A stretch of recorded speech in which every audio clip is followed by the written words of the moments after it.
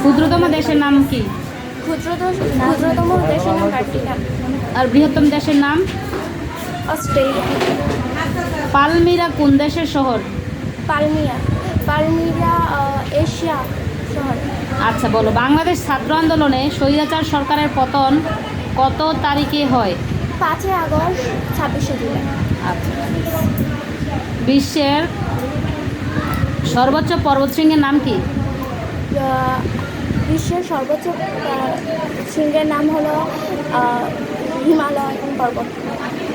আচ্ছা। Metro rail কোন মন্ত্রণালয়ের অধীনে?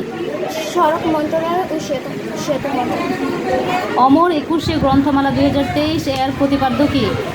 নাম কষার বুঝে নিলাম। অমর 21শে গ্রন্থমেলা 2023 এর প্রতিপাদ্য বিষয়? পরপরই গড়বেশ বঙ্গবন্ধুর বাংলাদেশ। আচ্ছা, স্যার জিজ্ঞেস করুন।